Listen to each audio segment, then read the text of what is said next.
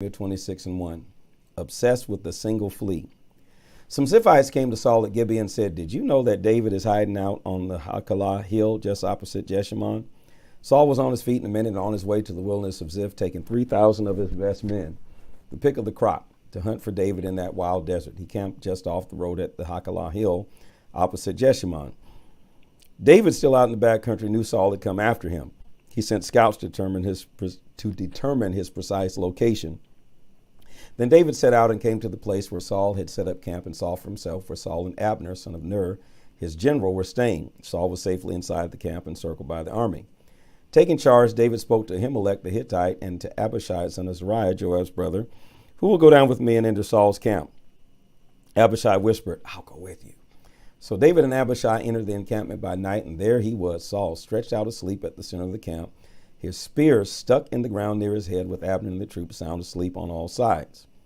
Abishai said, "This is the moment. God has put your enemy in your grasp. Let me nail him to the ground with a spear. One hit will do it. Believe me, I won't need a second." But David said to Abishai, "Don't you dare hurt him. Who could lay a hand on God's anointed and even think of getting away with it?"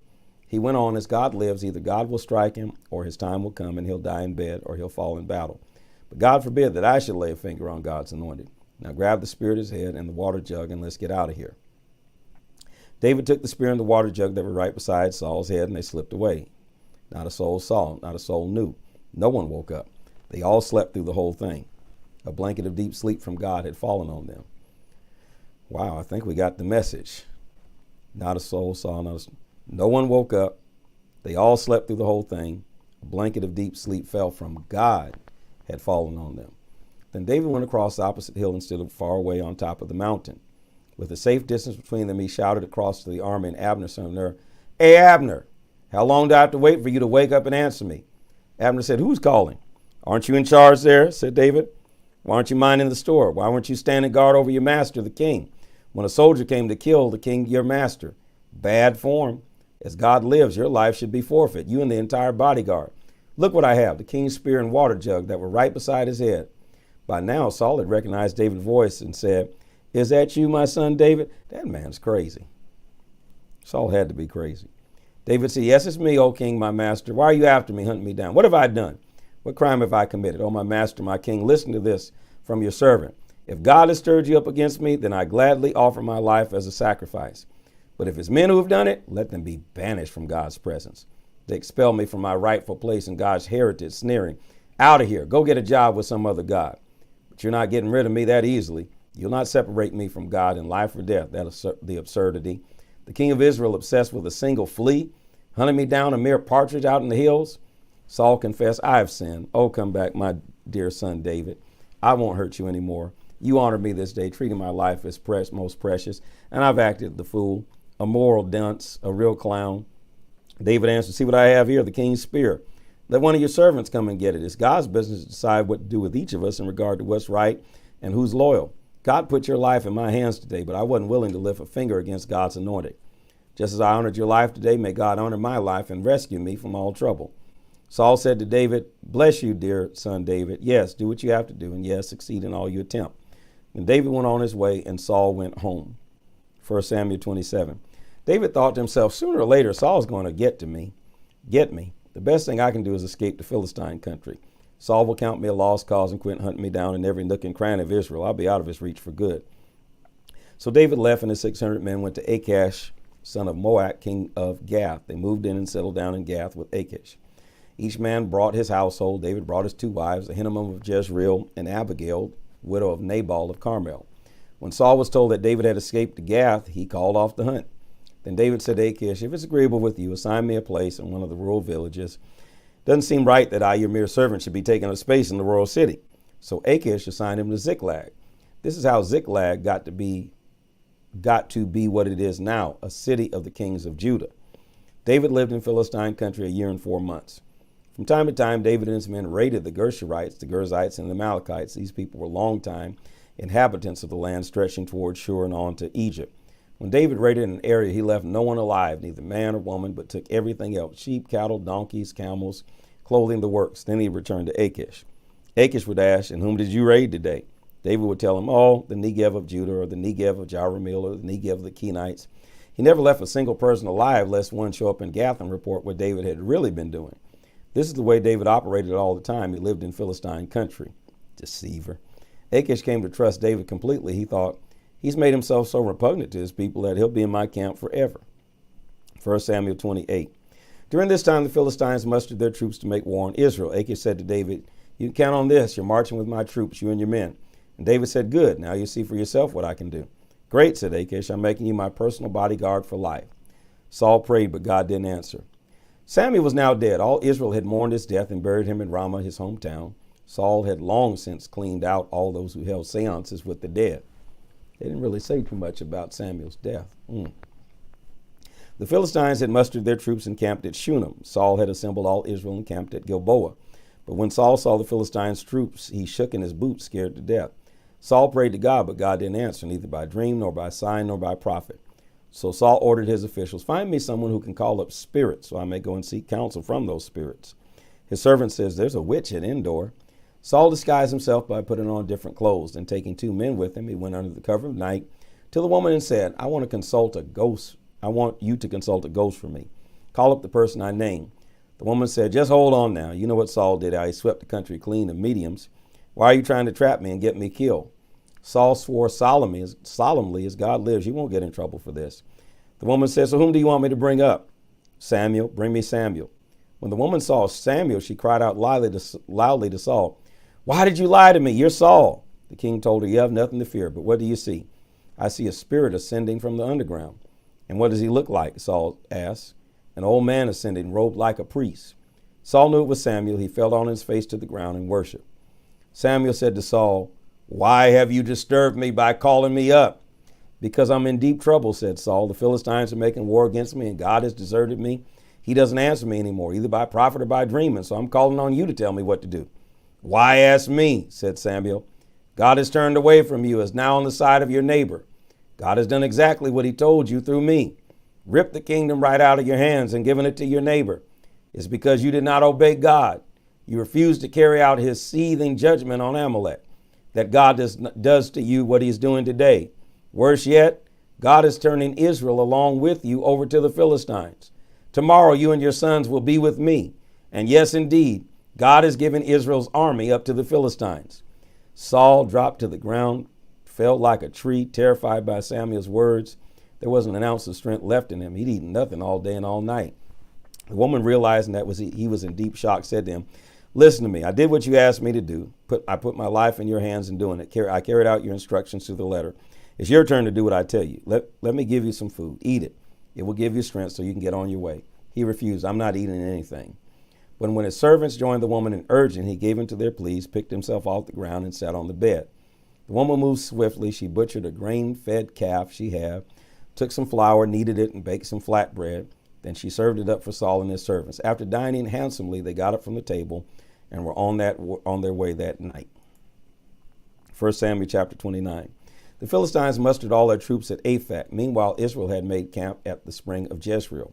As the Philistine warlords marched forward by regiments and divisions, David and his men were bringing up the rear with Achish. The Philistine officer said, what business do these Hebrews have being here? Achish answered the officers, don't you recognize David, ex-servant of King Saul of Israel? He's been with me a long time. I found nothing to be suspicious of, nothing to complain about from the day he defected from Saul until now. Angry with Achish, the Philistine officer said, send this man back to where he came from. Let him stick to his normal duties. He's not going into battle with us. He'd switch sides in the middle of the fight. What better chance to get back favor with his master than by stabbing us in the back? Isn't this the same David they celebrated at their party, singing Saul killed by the 1,000, David by the 10,000? So Achish had to send David and tell him, as God lives, you've been a trusty ally, excellent in all the ways you've worked with me, beyond reproach in the ways you've conducted yourself. But the warlords don't see it that way, so it's best you leave peacefully now. It's not worth it, displeasing the Philistine warlords. But what have I done, said David. Have you had a single cause for complaint from the day I joined up with you until now? Why can't I fight against the enemies of my master, the king? I agree, said Achish. You're a good man as far as I'm concerned, God's angel. But the Philistine officers were emphatic. He's not to go with us into battle. So get an early start, you and your men who came with you. As soon as you have light enough to travel, go. David rose early, he and his men, and by daybreak they were on their way back to Philistine country. The Philistines went on to Jezreel. 1 Samuel chapter 30. David's strength was in God. 3 days later, David and his men arrived back in Ziklag. Amalekites had raided the Negev and Ziklag. They tore Ziklag to pieces and then burned it down. They captured all the women, young and old. They didn't kill anyone, but drove them like a herd of cattle. By the time David and his men entered the village, it had been burned to the ground, their wives and sons and daughters all taken prisoner. David and his men burst out in loud wails, wept and wept until they were exhausted with weeping. David's 2 wives, Ahinoam of Jezreel and Abigail, widow of Nabal of Carmel, had been taken prisoner along with the rest. And suddenly David was even worse trouble. There was talk among the men, bitter over the loss of their families, of stoning him. David strengthened himself with trust in God. He ordered Abiathar the priest, son of Ahimelech, bring me the ephod so I can consult God. Abiathar brought it to David. Then David prayed to God, shall I go after these raiders? Can I catch them? The answer came, go after them. Yes, you'll catch them. Yes, you'll make the rescue. David went, he and the 600 men with him. They arrived at the brook Bezor, where some of them dropped out. David and the 400 men kept in pursuit, but 200 of them were too fatigued to cross the brook Bezor and stayed there. Some who went on came across an Egyptian in a field and took him to David. They gave him bread and he ate, and he drank some water. Then they gave him a piece of fig cake and a couple of raisin muffins. Raisin muffins? They gave him some fig cake and a couple of raisin muffins. That does sound good. Life began to revive in him. He hadn't eaten or drunk a thing for 3 days and nights. David said to him, who do you belong to? Where are you from? I'm an Egyptian slave of an Amalekite, he said. My master walked off and left me when I got sick. You better be careful who you leave behind. That was 3 days ago. We had raided the Negev of the Kerishites, of Judah, and of Caleb. Ziklag we burned. David asked, can you take us to the raiders? Promise me by God, he said, that you won't kill me or turn me over to my old master. I'll take you straight to the raiders. He led David to them. They were scattered all over the place, eating, drinking, gorging themselves on all the loot they had plundered from Philistia and Judah. David pounced. He fought them from before sunrise until evening the next day. None got away, except for 400 of the younger men who escaped by riding off on camels. Now, how could they do that? Camels don't move that fast. David rescued everything the Amalekites had taken, and he rescued 2 of his wives. Nothing and no one was missing, young or old, son or daughter, plunder or whatever. David recovered the whole lot. He herded the sheep and cattle before them, and they all shouted, David's plunder. And David came to the 200 who had been too tired to continue with him and had dropped out at the brook Bezor. They came out to welcome David and his band, and as he came near, he called out success. But all the mean-spirited men who had marched with David, the rabble element, objected. They didn't help in the rescue. They don't get any of the plunder we recovered. Each man can have his wife and children, but that's it. Take them and go. Families don't do this sort of thing. Oh no, my brothers, said David as he broke up the argument. You can't act this way with what God gave us. God kept us safe. He handed over the raiders who attacked us. Who would ever listen to this kind of talk? The share of the one who stays with the gear is the share of the one who fights. Equal shares. Share and share alike. From that day on, David made that rule in Israel, and it still is. On returning to Ziklag, David sent portions of the plunder to the elders of Judah and his neighbors with a note saying, a gift from the plunder of God's enemies. He sent them to the elders in Bethel, Ramoth, Negab, Jatir, Ariar, Sipmoth, Ephmoth, Raskal, Jerahmeelite cities, Kenite cities, Hormah, Barshan, Atak, and Hebron, along with a number of other places David and his men went to from time to time. So David was a politician. He knew politics. 1 Samuel 31, Saul and Jonathan, dead on the mountain. The Philistines made war on Israel. The men of Israel were in full retreat from the Philistines, falling left and right, wounded on Mount Gilboa. The Philistines caught up with Saul and his sons. They killed Jonathan, Abinadab, and Malchishua, Saul's sons. The battle was hot and heavy around Saul. The archers got his range and wounded him badly. Saul said to his weapon bearer, draw your sword and put me out of my misery, lest these pagan pigs come and make a game out of killing me. But his weapon bearer wouldn't do it. He was terrified. So Saul took the sword himself and fell on it. When the weapon bearer saw that Saul was dead, he too fell on his sword and died with him. So Saul, his 3 sons, and his weapon bearer, the men closest to him, died together that day. When the Israelites in the valley opposite and those on the other side of the Jordan saw that their army was in full retreat and that Saul and his sons were dead, they left their cities and ran for their lives. The Philistines moved in and occupied the sites. The next day when the Philistines came to rob the dead, they found Saul and his 3 sons dead on Mount Gilboa.